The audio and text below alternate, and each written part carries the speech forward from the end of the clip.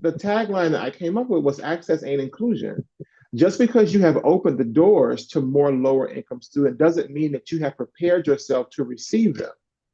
I always make the Absolutely. joke. I Absolutely. always make the joke. It's like inviting a vegan to a Southern barbecue, right? You can't even have the collard greens or the beans, right? Because you got some kind of something in there, right? You gotta, if you ain't Whether pork, it's a it's smoked turkey. ham I, hock I switch from or pork a to smoked turkey. turkey. Yep. Exactly, That's right? what I do my collard Um, greens with. and Yeah. I say that not to be facetious or anything like that or to make fun of it, but it's true. It's like when you when you say, okay, now our doors are open to you, come be a full citizen here, but then you treat them as anything but in so many Yeah. ways, You right? don't change anything else. Right. Right. Nothing else has changed. You basically only change the fee of entry, but you don't change the culture, you don't change the composition, you don't.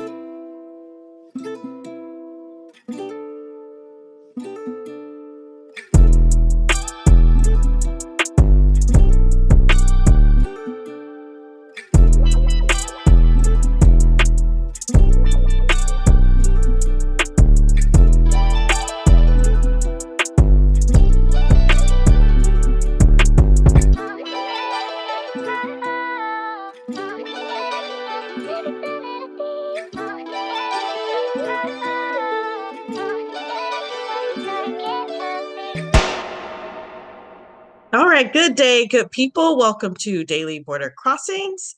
I'm your host, C.S. Fletcher, aka Samantha Fletcher. And as a reminder, Daily Border Crossings is a show about othering. What is othering, you ask?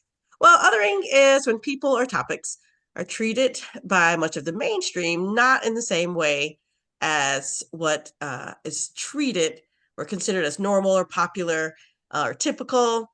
It's what's considered unusual or different or treated like these other people or other topics don't belong. Daily Border Crossings is a show that looks at what it's like to feel like you're crossing a border each day when you show up at a place, because each day when you arrive, you feel like you have to leave so much of yourself outside the door. You can't bring it all with you, and it feels like you're crossing a border. My guest today has perhaps felt that way. I know he has certainly talked about and continues to talk about topics that fit into that category, but that everyone needs to hear. I am super excited about today's guest.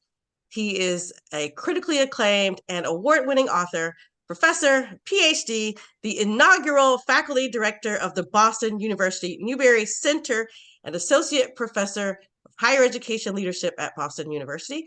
His research documents the overlooked diversity among lower income graduates. And this is timely because it is July, despite my hoodie. I'm wearing like young people who wear hoodies in the hot sun these days. They wear them in the summer. I am in a cold air conditioned house, but it is summertime, and many of our young people will be heading to college this fall, really next month. He is none other than Dr. Anthony Jack. And before I let him speak, I just want to add a couple more things. His book, The Privileged Poor. Okay, all right. So just listen. It's the winner of the 2020 Michael Harrington Award, Poverty, Class, and Inequality Division, Society for the Study of Social Problems. It's named one of books, NPR books, best books of 2019. Winner of the 2020 Outstanding Book Award, Social Problems Theory Division, Society for the Study of Social Problems. Winner of the 2020 Mira, well, I gotta look at this closely, Komarovsky Book Award, Eastern Sociological Society. Um, Winner of the 2019 CEP Mildred Garcia Award for Exemplary Scholarship, Association for the Study of Higher Education. Is your honorable mention for the Pierre Bourdieu Best Book Award, section on the sociology of education from the American Sociological Association. I'm just going to do a couple more. Winner of the 2019 Critics Book Award, American Educational Studies Association. Winner of the 2018 Thomas J. Wilson Memorial Prize, Harvard University Press. Winner of the Dr. Jack. Tell me if I should call you Anthony, Tony, Dr. Jack. That was your first book. So Congratulations are in order, my brother. Thank you. Thank you for that generous introduction. Yeah, it was quite a ride. To be honest with you, I put everything I had into that book. So Mm, for all the people who are going out and pursuing their PhDs or in graduate school right now, keep pushing. mm, Find that support network. Find that editor. mm. Because I mean, when I was in graduate school, I was just trying to graduate. If you would have Yeah. told me that my dissertation would have turned into the privileged poor, I would have laughed at you. If you would have told all in 100% honestly, I never imagined that that project could take on the life that it has taken on, right? Mm, My last 5 years has been tremendously, I don't even know, touched is the word. It's just been a tremendous ride and an absolutely amazing journey. As a first generation college student, that book allowed me to do something that I couldn't afford to do, let alone even knew to do in high yeah. school. And I was going on a college tour. Right Mm, now, I get to travel the country and visit so many colleges that I have been enamored with since I was in high school or even middle mm, school, and colleges that I didn't know about until they called, right? mm. Because no one in my family knew about higher education in a very critical and expansive way. So, Yeah. like now I get to go to places and see Mm. things that I never knew existed. Was this book, was this part of your dissertation?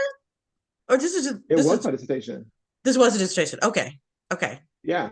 I should say the foundation for this book was the research I collected for my dissertation. Okay. Okay. Yeah. Um, yeah, I'm grateful for your time and for being here. And I just want people to know that Dr. Jack, one time I reached out because I was at an event.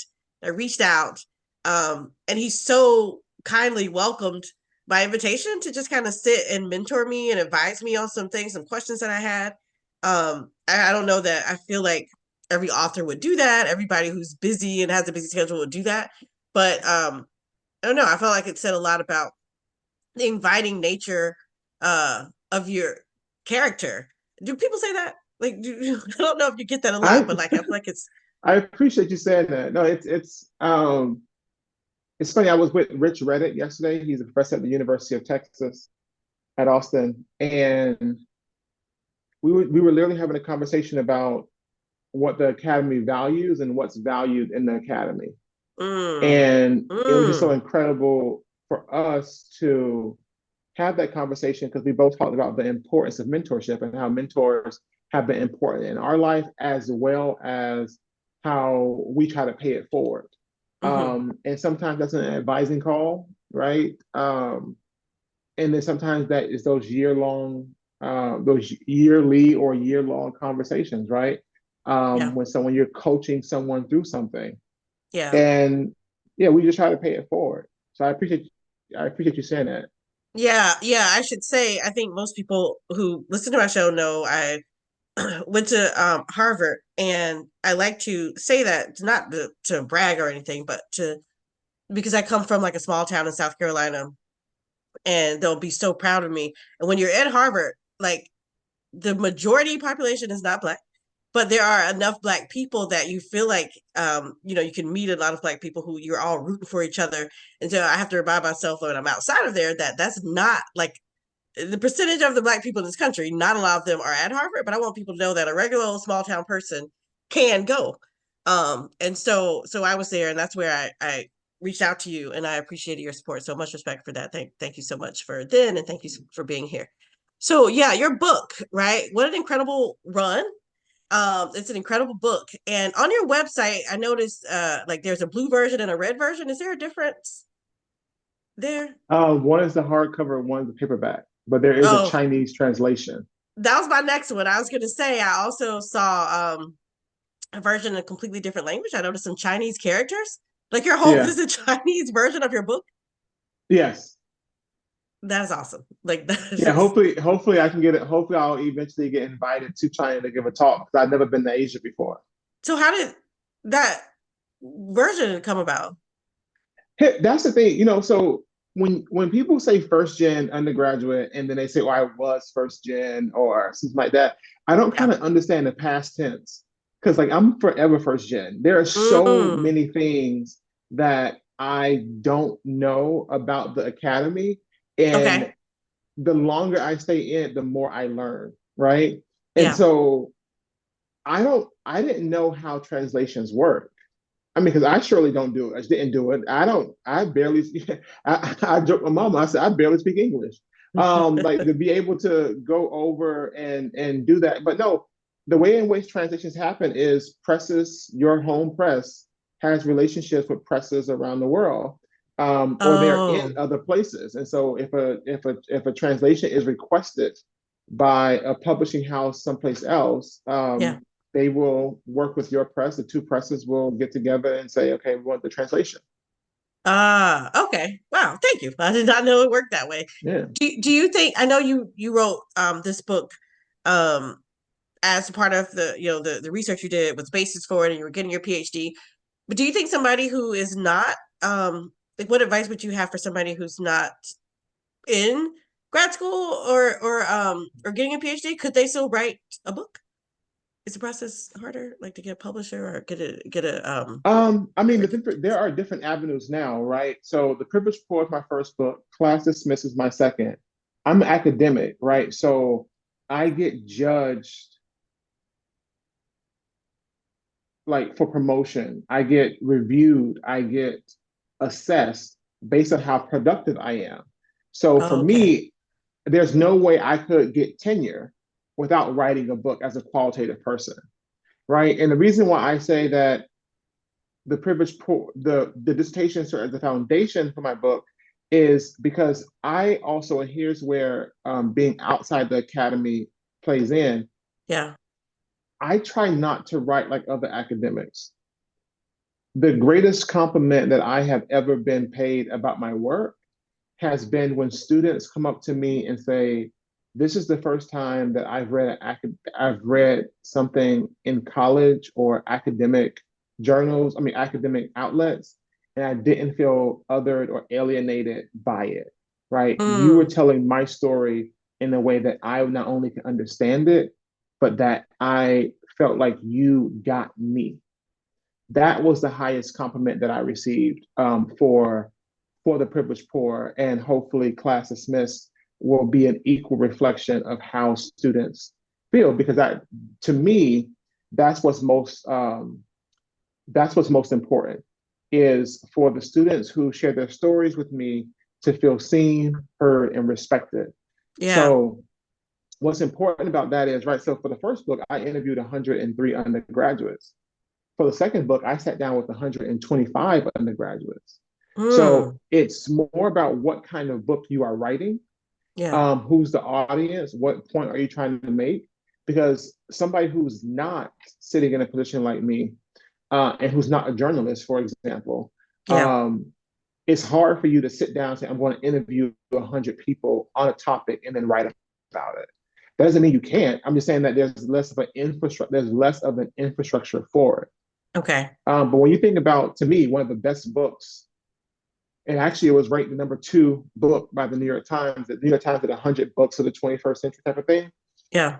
And Isabella Wilkerson, The Warmth of Oh. Other Suns, was ranked number two. That book is masterful. That is some of the best storytelling you will ever see, fiction or nonfiction. It doesn't matter. She Mm, interviewed so many people.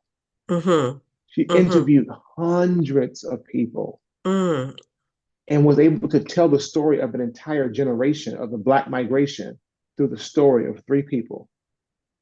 And it's mm. beautiful. The audiobook is just as magnificent as the text. Did she incorporate parts from the hundreds through those three, or did she just kind of mainly do No, this? she was you. So the Warmth of Other Suns is a tale of the greatest migration, that we've seen, Yeah. and that was actually Black people moving from the South to the North and West Yeah. at the fall of Jim Crow, right? Yeah. Well, Yes. ostensibly. Yeah. Yeah. Um, and what she's able to do is she's able to choose like three people who kind of exemplify the Mm. kind the three paths that people took. Okay.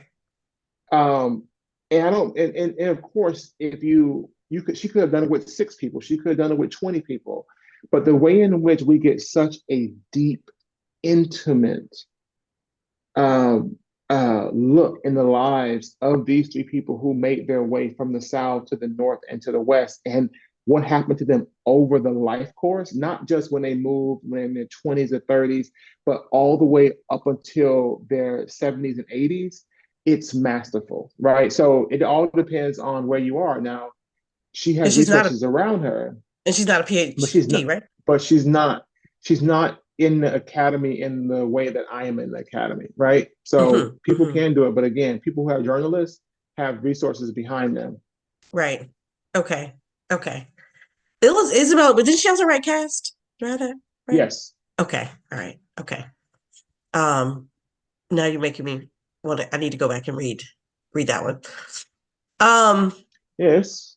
I always keep it here somewhere. Where is it?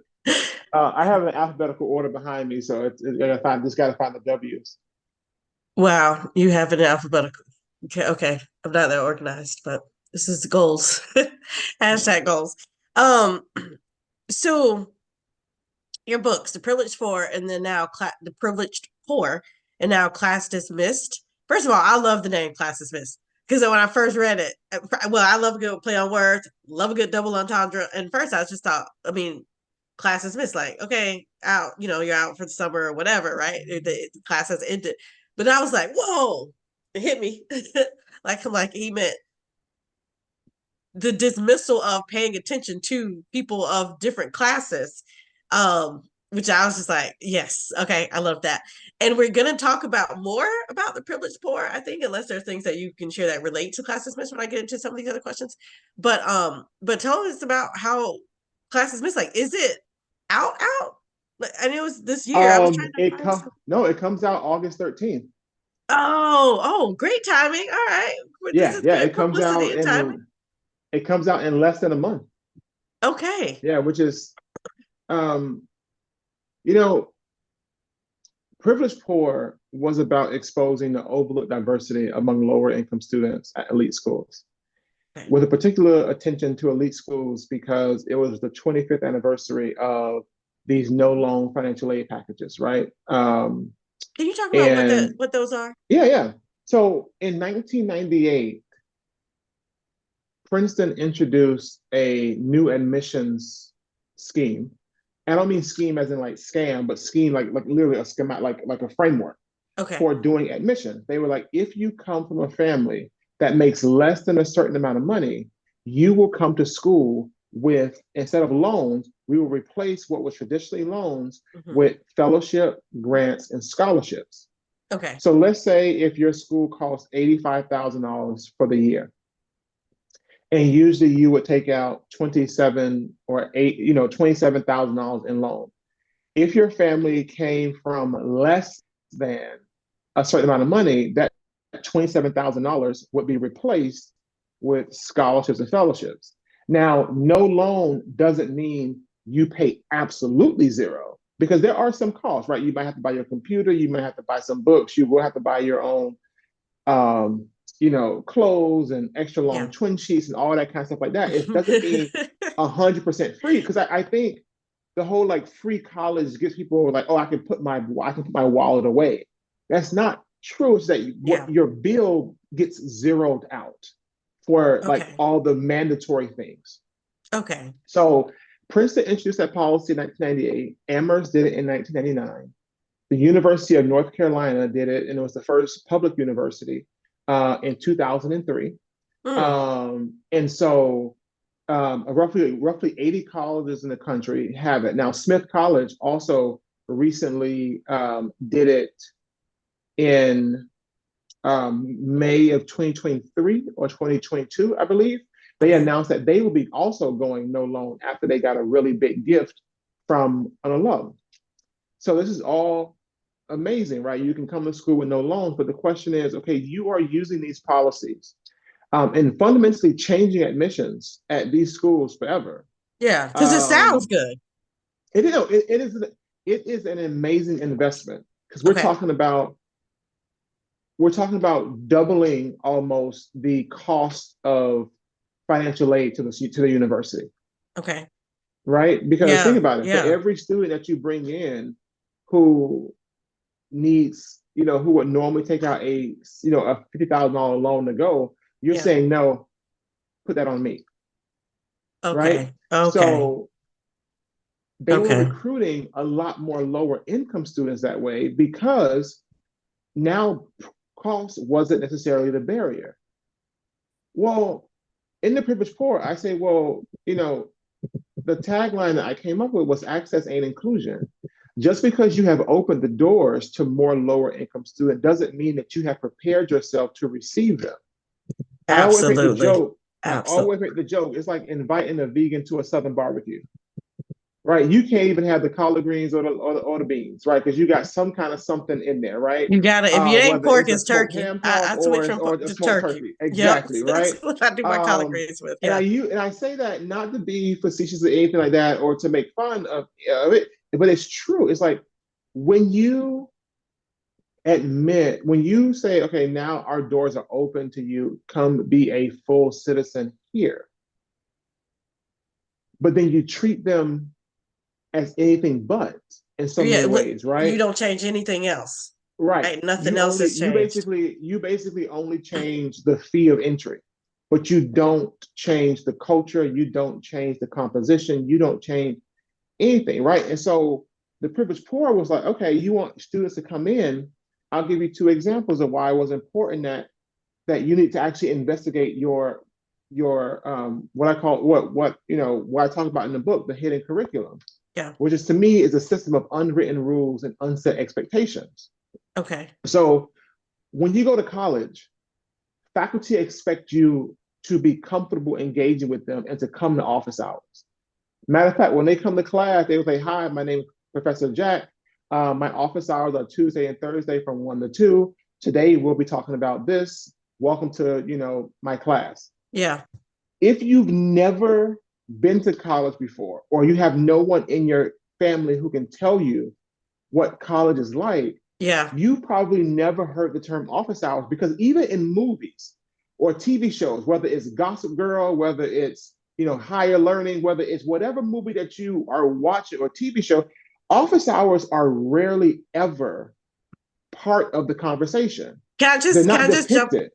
I when I this exact thing happened to me in college. When I heard about office hours, and then I saw that it said like 12 to 1 or 9 to 10, I was confused. I was like, what does this mean? Why is it called hours? This is 1 hour. I don't understand what you mean by calling this is office hours.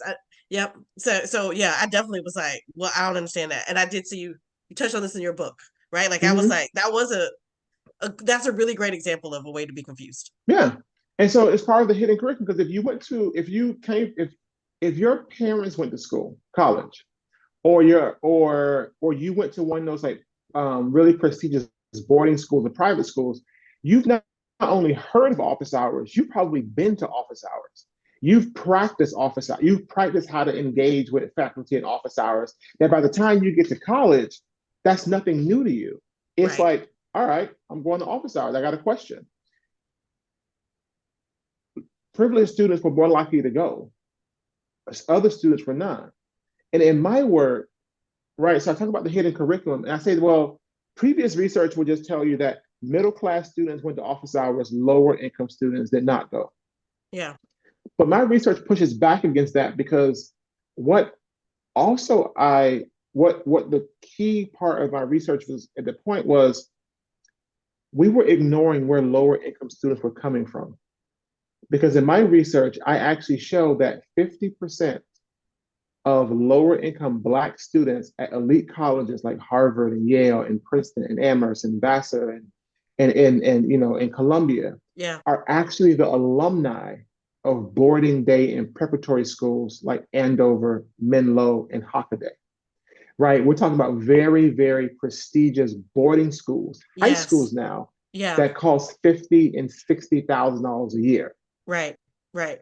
that are disproportionately whiter, wealthier, and more selective than colleges. Because at Yes. these high schools, a school like Amherst may say, oh, well, 51% of our students are students of color. At that school, 15% are students of color. And other schools may say that, oh, 53% of our students receive financial aid. They will say 35% of our students receive financial aid or less, right? Right. That Right. there is even more concentrated wealth. And Okay. so for me to show that one half of lower income Black students and one third of lower income Latino students are the alumni of prep schools, I Yeah. was showing how elite colleges were hedging their bets. They were going to old sources to get their new diversity. They were going to Mm. the same place to get their full pay and their full ride students. Now, that's where privileged poor comes from, right? Lower privileged poor are lower income students who attended boarding day and preparatory high schools. And I compare and contrast their experiences to lower income students who went to local, typically distressed public schools. And the Those are reason the why that was important, they are the double disadvantage. doubly disadvantaged. And Yes. I'm able to compare and contrast their experiences. The privileged poor were accustomed to Some of the, office hours. uh-huh. The double disadvantage were not. And so what I was able to show in my work is that it's not that just colleges privilege the rich. They privilege those who've had experiences that money can buy. And by Mm. doing so, I'm actually showing class inequalities in a new way. But again, I can speak like that sociologist. What I was really showing is universities opened their doors, Yeah. but they didn't change a single thing. You are welcoming lower income students more now in new and unprecedented ways, but you have not prepared for them in any real way except for financial aid. Because in office hours are where professors become advisors, and advisors become mentors, and Mm-hmm. mentors can even become friends, right? Over time. Office hours are where not just where you get your questions answered for a test. Yeah. Office hours are where you get guidance on careers and jobs, where you get advice on everything from navigating graduate school to planning your summers, right? Mm. There's a lot Yeah. of things that happen in office hours. And quite frankly, they were spaces that lower income students felt uncomfortable because they would never explain. Why do we always say when office hours are, but we never say what they are? That's a huge problem, Mm. especially when you're opening your doors to more people. Now,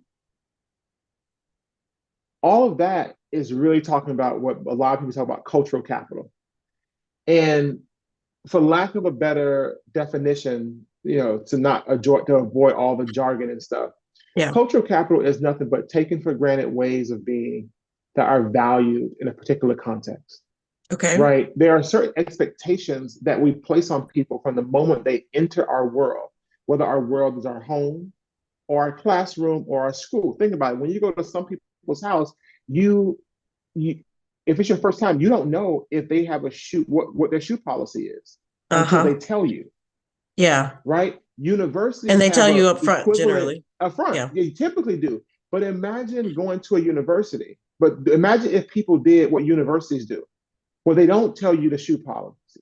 They just expect you to know it and then penalize you when you don't, because that's Right. effectively what universities do, except they don't Yeah. penalize you for not, but they do privilege those who come in knowing what the shoe policy already is. Okay. Okay.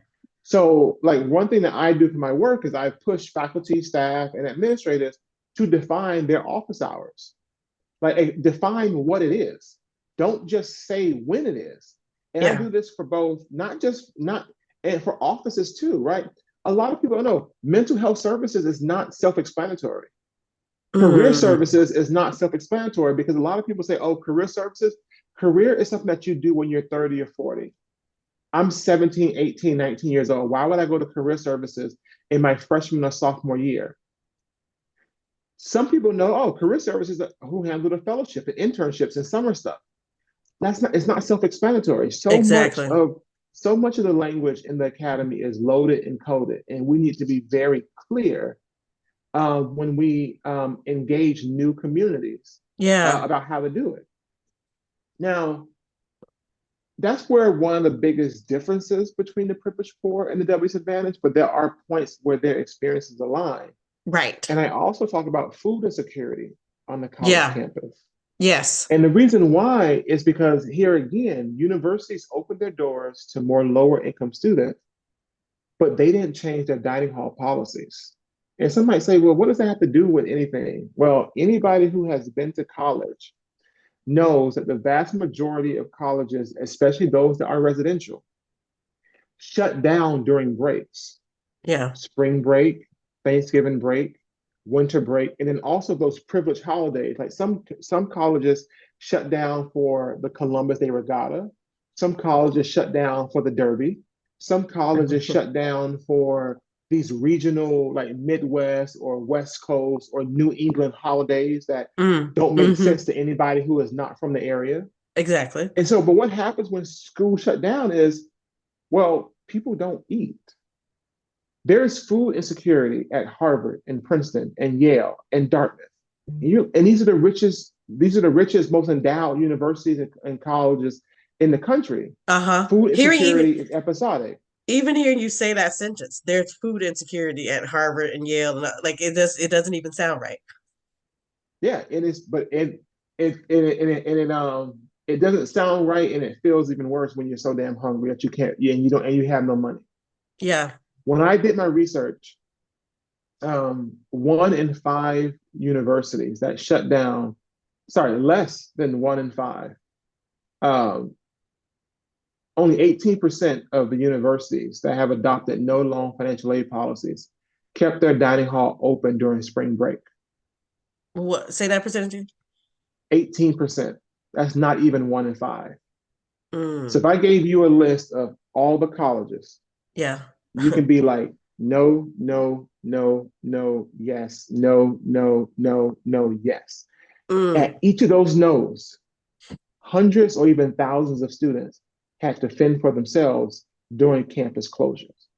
And I'll never forget a student who was at Columbia University, so right in the heart of New York City.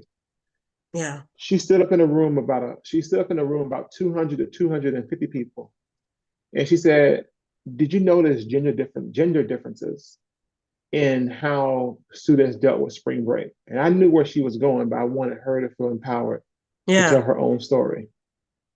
And she said, because I increased my online dating activity in the week before spring break to line up dates for the next week. Mm. You see, banking on gender norms of older men paying for the first meal, she used OkCupid as if it was DoorDash. That's how she ate. Mm. Thinking of OkCupid like DoorDash in essence. And Mm. so that's really, and that was something that was real important to to me to highlight and to underscore, because when you think about both what's researched in the academy and what's covered, everything is so much about GPA, retention, and graduation. Uh-huh. Mm-hmm. So many of the other policies, those that are nestled into like offices that are not flashy, right? Yeah. The dean, like the dean of undergraduate affairs, the dean of student activities, like offices that only get attention when spring carnival or a big spring concert is involved. But yet, Yeah. though, what happens in those offices often touch students' lives most, um, and both most directly and most consistently. But you wouldn't know to go to And you them. wouldn't know to investigate them or the consequences.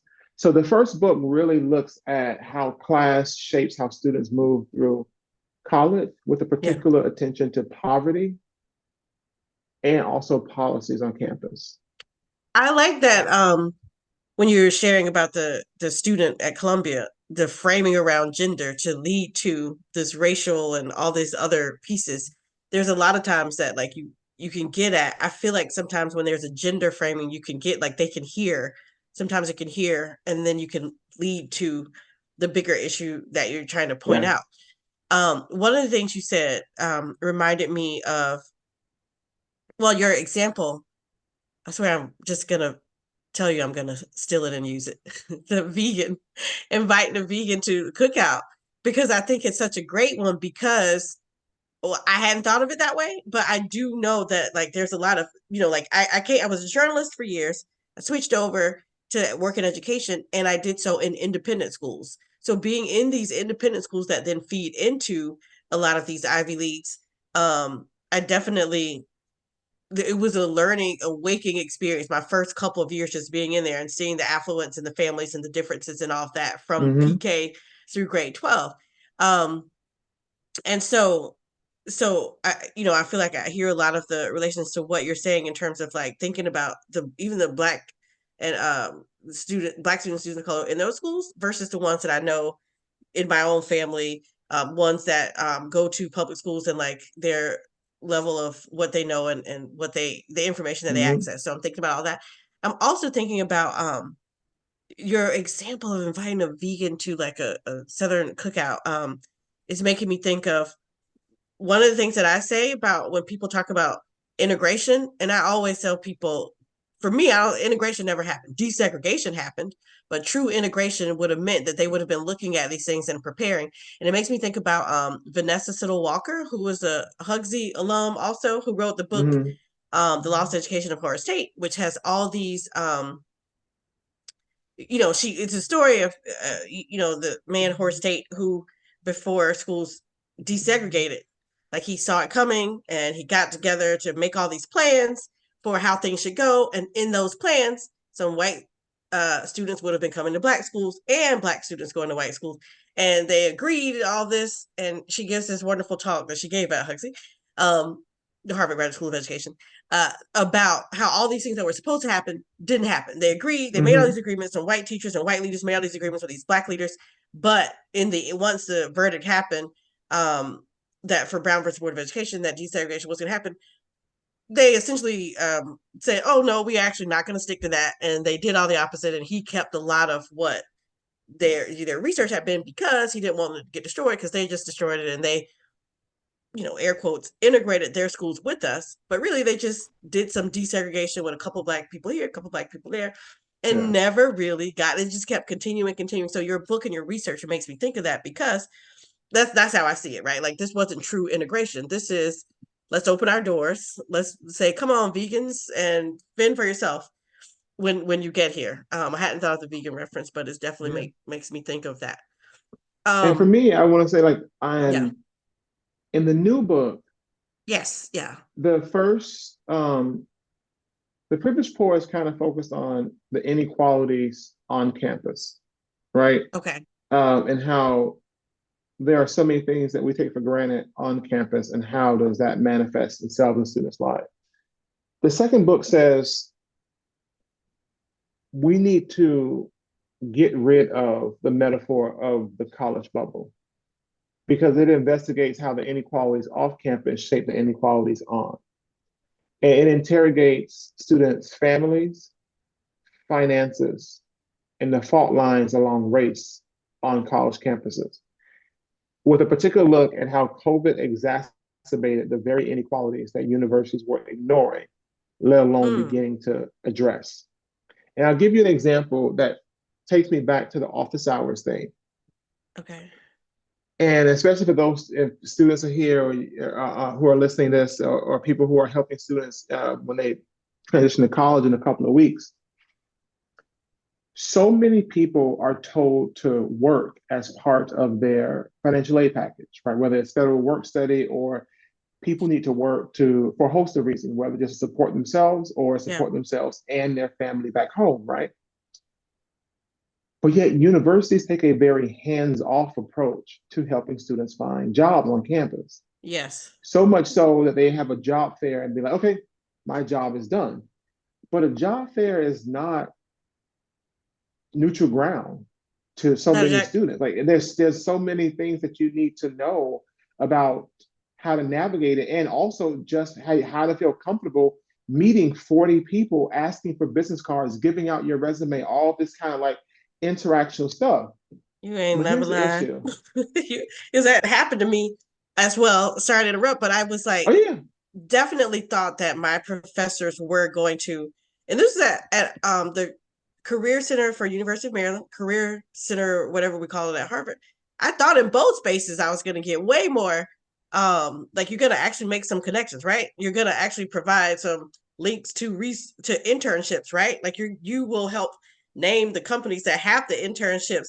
I remember a number of me, and it was like two Latino friends and a few Black friends. We was all like, "Wait, they're not gonna." So we find our own internships. Like what? Because they say we. Yeah, I was like, I don't understand what the purpose of this office is. Mm-hmm. Yes. Yeah. Yeah, and it's real. And I'm not saying that the universe takes a very hands-off approach in that they will either do a job fair or they will have a job posting website. But here's the problem. Yeah. One, they don't give real direction. Two, a lot of the jobs that are the most profitable, both in financial capital and cultural capital, are almost never listed on those websites because faculty and administrators, when they hire people, they hire who they know or who they like, right? So if you're trying to be a research assistant, a Yeah. course assistant, or a teaching assistant, right, to give three examples, you are often more likely to be tapped by a professor than applying for it. Yes. Here's the problem. What I show in the book is when COVID hit, I was able to expose a segregated labor market. And what I mean by that is wealthy students were more likely to work jobs like research, teaching, and course assistant, while lower income students were more likely to be in jobs like barista, groundskeeping, and janitorial. And some may say, okay, I'm like, fair. But think about who's able to get a paycheck versus a paycheck and a letter of recommendation at the end of the job. Especially if you're in college and you want to go to graduate school afterwards, a faculty member's letter of recommendation is 90% of the letters that kind of count. The other 10% are from, administrators of some kind of organization, whether a university or a business.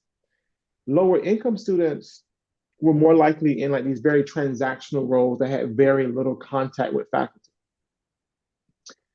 When COVID hit,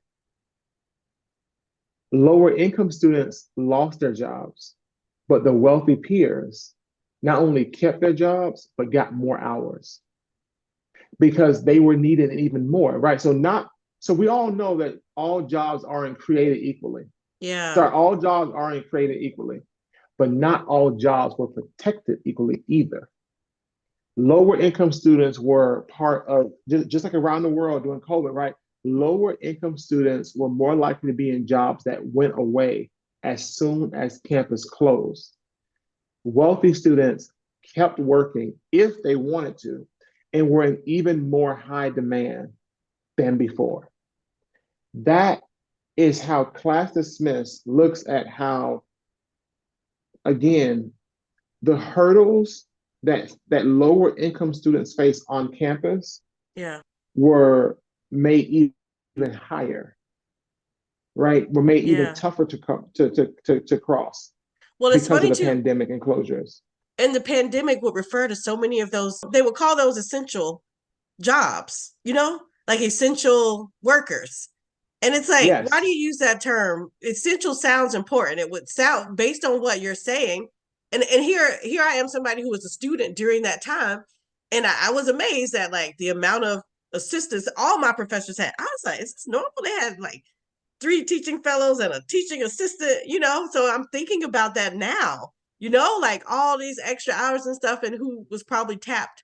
But I'm also thinking about using the term essential workers and the way they kept certain people. It's like you're not calling them essential, but that's who you're treating as essential. That's what that's making me think of. Yeah. And it's very real, right? And so, you know, but again, it wasn't necessarily about COVID. It was showing that this pattern existed long before the pandemic, and it had been existing for a very long time. Because I'll give you an example. One faculty member can hire 20 students. That's bigger than some offices, right? That's more students than Right. some offices around campus. The sociology department individually, the office that runs the department, doesn't even hire 20 students. But one professor, especially in the sciences, can. Mm. And now when you think about the fact that there's a weed out culture in STEM, right, that disproportionately hurts brown, Yes. black and brown students and women, that means that they also are not just losing out on, they're losing out on work as well, Right. right? And so like so I'm able to show through class dismissed, right, a lot of, I'm exposing a lot of the invisible inequalities that pervade higher education in a way that hasn't been done before. Um, okay. All right. You you touched on so many things that I was going to touch on. Thank you. But I did want to share a little clip of a speech you gave. Okay. So Okay. I'm gonna share my screen, and I had, hopefully you remember. But let us begin with some humbling and troubling facts. Higher education is highly unequal and depressingly stratified. Although first-generation college students make up roughly 1/2 of the students at four-year schools, they constitute only 14% of students at the most competitive colleges, come from the bottom half of the income distribution. Instead, those from lower income families are disproportionately relegated to community, for-profit, and less selective colleges where resources are fewer and graduation rates are lower. This contrast is made even more striking when you consider that children from the top quarter of the income distribution take up roughly 75% of the seats at those same institutions. Economist Raj Shetty and his colleagues found that 38 colleges have more students in the top 1% than they do from the bottom 60. At Washington University in St. Louis, the ratio is almost 4-1. This disparity is especially troubling given that selective colleges like Amherst and Harvard, UVA, and Michigan serve as mobility springboards for lower income students. Those from poor families were once kept out of these bastions of privilege by a devilish duo. We were excluded by lack of information on the one hand, and tuition costs that rival or even surpass our families' annual incomes on the other. Some colleges took action. And one way in which they did, beginning in 1998 with Princeton University, is they began enacting initiatives like no-loan financial aid policies to combat the class inequalities that have a stranglehold on our delicate democracy and even more fragile system of higher education. With an unprecedented gift from Michael Bloomberg this past November, Johns Hopkins University will add another school to the list of no-loan colleges in this country. Through these initiatives, colleges reached out to say that money will no longer be a barrier to entry. It will no longer curtail your success. But uncritically praising universities as democratic institutions for increasing access reflects a limited civic imagination. An admissions letter and generous financial aid do not a diverse college make. Access ain't inclusion. All right, we're going to stop at your access aid inclusion part. I want people to hear that. And friends, if you're listening, you have to Google and find it. It's such a great speech. And I was just like, it's hard for me to stop. Thank you for sharing as much as you have shared. There's so much. Perhaps we'll have a part 2 at some point. I do want to, before we hop, because I want to wrap and not have us go for too long. But I took a course. You did a cream course, Cash Rules Everything Around Me. Creative, yes. Wonderful. I was like in this thing, like, this is Harvard. What? Where am I? The music was playing. I was just like, this was a good year for me. But what I want to give you just a minute to touch on this thing that I wanted to really talk about with kids getting ready to go to college. And already planning to go. You mentioned you did a piece where you show like the Boston Globe's valedictorian project, and it showed all these people, man, like all these valedictorians that tanked.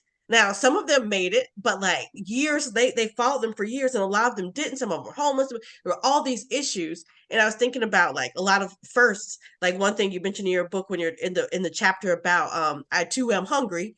They also talk about like research that shows that the disparities show that between the different groups when spring break and all these breaks happen, the only thing that like lower income people from lower income groups are talking about is all these trips that they said they took. And you're like, actually, no, they're not talking about the trips. They're talking about how am I going to eat? Like, and I think two things. One, I was able to do the Black grad speech. I was the student speaker for Black graduation my year, and I talked about something that Professor Cornell William Brooks used to say, that the absence of research doesn't mean the absence of an issue. And one of the things in my speech I said was that like we're researching the wrong people. The funding that gets given to research gives them to research whatever they think is necessary, but we don't.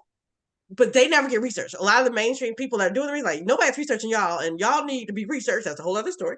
But also, I feel like you got all those awards and all this is new. Some of the stuff in this book, some Black people might feel like, yep, I've been there, I knew that. But to the people for whom research is going to matter, like they need to see the data in order for it to work, your voice is so crucial and so key and so important. So I'm glad that it exists, because you're doing the research that like we might know some of this, but the data isn't out there, and so people aren't listening. So anyway, there's all that. But the other thing is, what do you want to say? Let me say one thing about that is, you may know it on an anecdotal level, but the number of students who have said, "Oh, I thought I was the only one until I read your book," right? People may.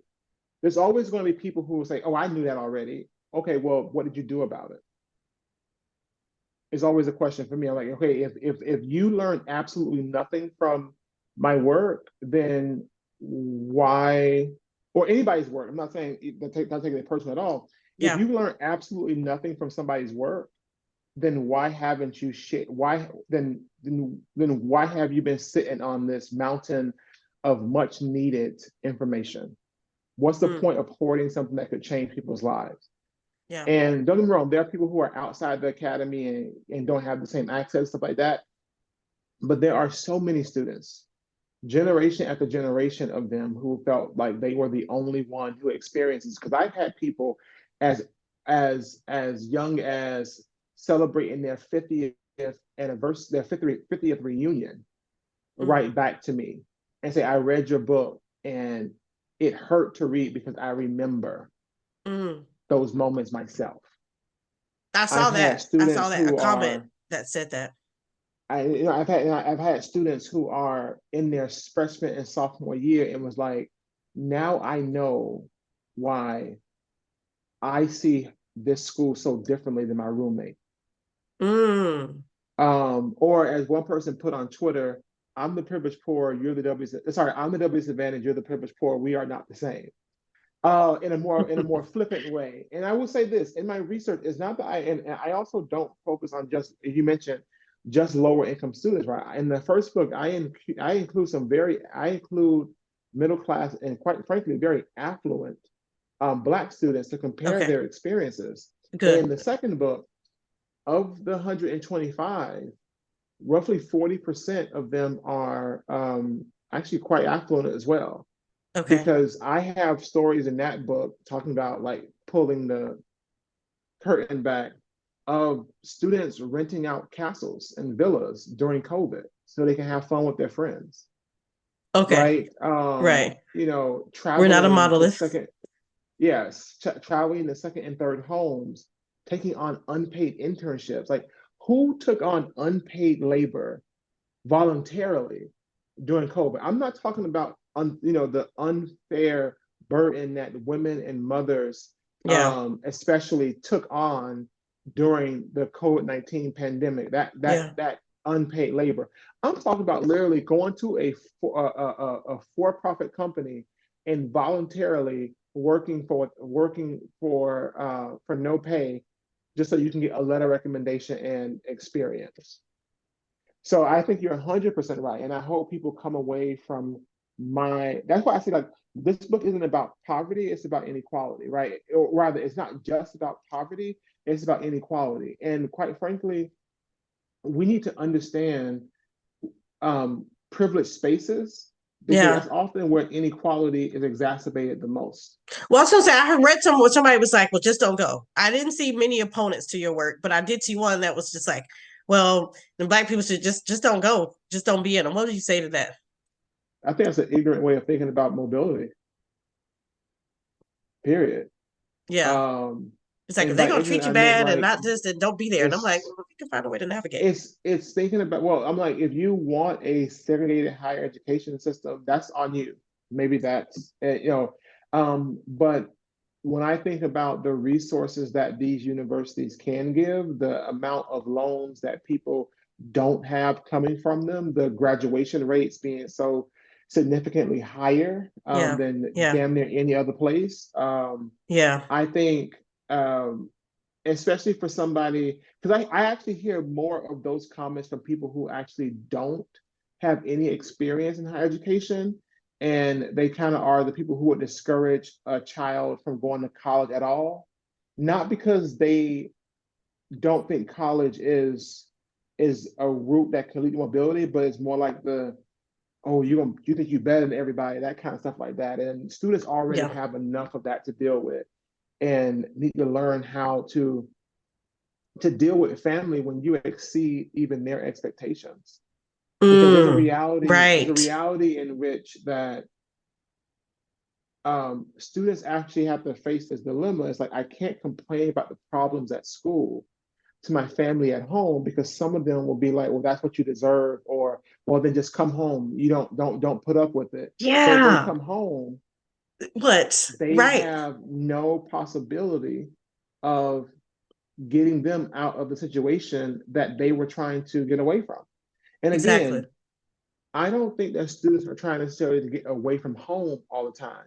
I think students are trying to get away from the things that make home so hard. Okay. Right? It is not a turning your back on a community. Ex- It's saying that you've had enough of the stress and the insecurity and the things that make it hard to focus on just being, as compared to always trying to make ends meet. I'll be the mm, first person to tell you, I have been chasing security my whole life. mm. Chasing Period. security. I like that Right. framing. I had friends and family who would, you know, go on vacation and come back with their lights off. To me, that's not vacation. I would not be able to rest um, if I knew when I'm coming back, I have Yeah. to, run water or run power from somebody else. That's not a vacation to me. Yeah. Um, and so there are a lot of people who pursue education because they don't want, and that's on the privilege side of Yes. things, right? And there are some people who are like, I don't want my mom to have to work two jobs anymore. I want her to retire, or I want her just to Yeah. work one, or follow her passion and let her start doing whether she's selling Mary Kay or doing whatever. Yeah. So Yeah. there are some people who again are not running away from home, but running away from what makes home hard. And even though the very people who know the day in and the day out of what makes home hard will Right. hold it against you, I fundamentally believe let them. Because Gino Diaz told me something I'll never forget one day. He What said, is Tony, it? sometimes you have to forgive people for doing exactly what they always said you would do. And what he said was, he was like, for being smart, for being successful, for being Yes. the best, for Yeah. being X, Y, and Z, right? Because and I use that, I would say, because I realized that the moment a student gets an acceptance to any college, Yeah. they have in many ways exceeded the expectations of their family and entered kind of like this black box in which no one has ever been and can't see through. I'm listening to um,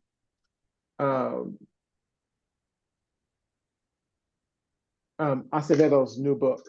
What is I'm But listening. I'm listening to Elizabeth Aceveto's "With the Fire on High," and I heard of this. I don't. it is. You ever notice that when you're reading a book, Mm-hmm. and it touches you because you were not expecting to be at work and at leisure at the same time. Right. And so I experienced this, I think, 3 times recently, when I was watching In the Heights, because I never saw the play, so I didn't know that so much of the story was about Nina not wanting to go back to Stanford and why. Okay. So it hit me because I'm thinking I'm just going to see a play, and all of a sudden my academic mind is going, and I'm Yes. hurting for this character. I know The what that feels second like. was when I was watching Coda on Apple, the Apple TV movie that won major awards. It was about a young woman who was a child of deaf adults. So CODA is Coda, child of deaf adults. Oh, okay. And I'm not seeing. she's the only hearing person in her family, and she has an amazing voice, so she sings. And it's Mm. about that and her parents and their relationship with college as compared to working for the families both. And then Elizabeth Acevedo's With the Fire on High is like, it's like these coming of age narratives where college is both the dream and the nightmare, Okay. but not because of the experience, but because of like, oh, well, you're gonna leave us, or you're gonna think you're better Mm. than us. And it is it like it I can't wait to finish it, but also it's one of the most beautiful, painful reads I've had in a long time because her writing is so exquisite and she puts us right there. And that's where I am. And so I'm gonna get that as soon as we get there's on. a lot of that with people who are like, I understand where oh, well, just don't go there, Yeah. because I I don't believe that we should put boundaries on where people should be. But I also know that it's my job to make sure that those places that give our kids, at us, the Uh-huh. best chance at Mm-hmm. success and mobility in this messed up world should Mm-hmm. not be off the list for any reason. Thank you. And pointers for these kids that are going now, like people who think it's academics only, right? Any pointers for students or families, just real quick, like they're heading there and you want them to last and survive, whether it's elite, it's public, college, it's whatever it is. Just some quick pointers, Yeah. because I got a nephew that's we ain't come from a lot of money, but he got a 4.5 and he's about to go. I would say two things. When you get to school, um, meet 3 faculty that you don't have class with in your first semester, either because you find their research interesting, they might be potential mentors, something like that. And one of your first stops should be the Office of Career Services, wherever it is, whether to help you find a job on campus or to understand their process for helping you find internships during the summer and connecting you with alumni who have the job that you want in 5 years. Mm. Thank you. Yeah, Thank you. thank you. Thank you for your time. Thank you for all this insight. I feel like all the things we've been talking about throughout can also be things that they can think about and pick up, and this is great. I just believe, I know this is going to help a lot of people. Thank you for the work you're doing. I can't wait for this book to come out. Class Dismissed comes out August 13th, did you say? Yes. August 13th. People can find it on Amazon and wherever, right? You get your books? Everywhere, bookstores and bookshop everywhere. Okay, Dr. Anthony, Tony, Jack, thank you for being on Daily Border Crossings. That is it for our show this episode, friends. And yeah, thank you so much for your time. Can't wait for part 2, and I wish you all the best. All right, talk to you soon.